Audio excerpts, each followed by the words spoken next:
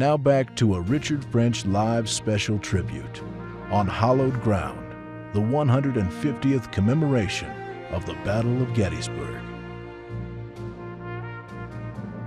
1863 was a busy year for the men of New York's 67th Infantry.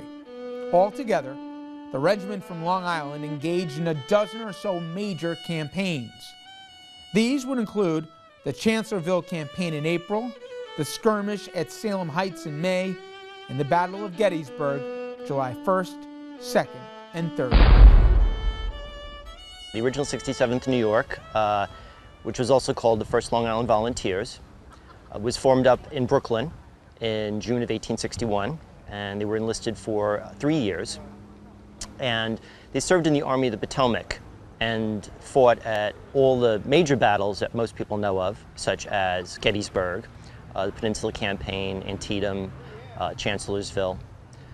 And they served out their full 3 years, and at the end of the 3 years, in June 1864, they were formally disbanded, and many of the veterans actually re-enlisted in the 65th New York Infantry and continued to fight until the end of the war.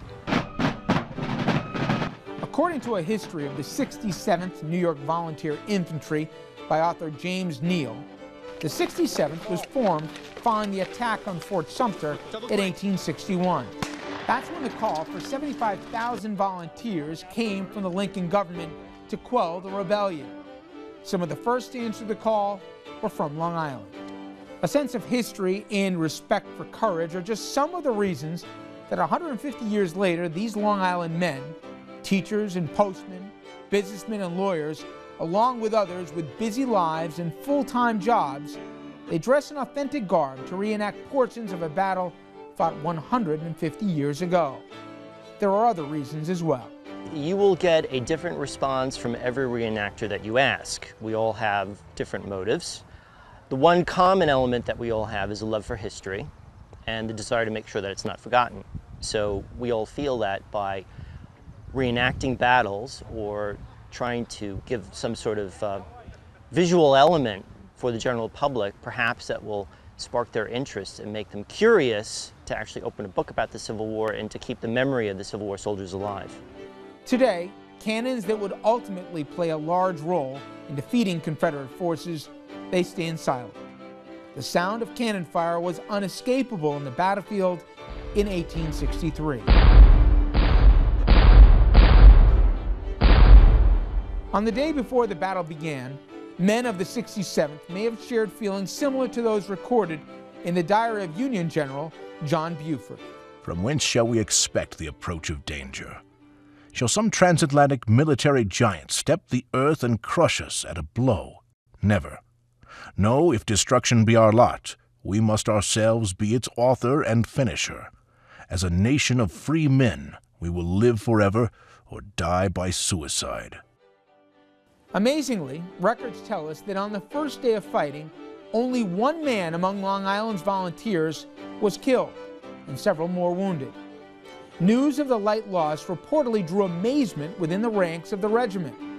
But while they may have escaped heavy losses on the 1st of July in 1863, elsewhere Union regiments had taken a beating, and most historians agree the Confederates had carried the day. The end of the day, after the first day of the battle, most historians agree that the end of the battle on July 1st resulted in a Confederate, so that was a Southern victory.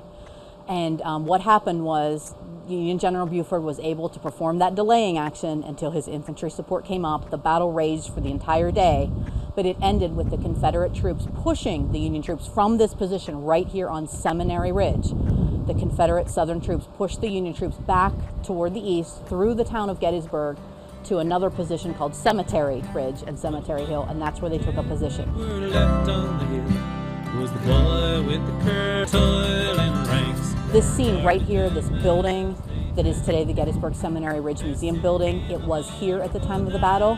It became the largest field hospital during the Battle of Gettysburg, treating more than 600 wounded soldiers. That doom and death had spared, rode slowly down. So the scene here at the end of July 1st was one of suffering, a lot of confusion, a lot of civilians thrust into roles of caring for wounded soldiers, even children thrust into roles of caring for soldiers. And that's part of the story that we tell here. It is a story remembered, retold, and relived after 150 years.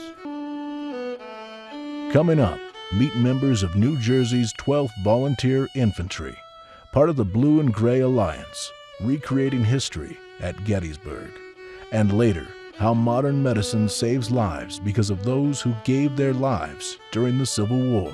It really was on the cutting edge of changing the way you dealt with these large numbers of wounded. You are watching an RFL special tribute on hallowed ground, the 150th commemoration of the Battle of Gettysburg.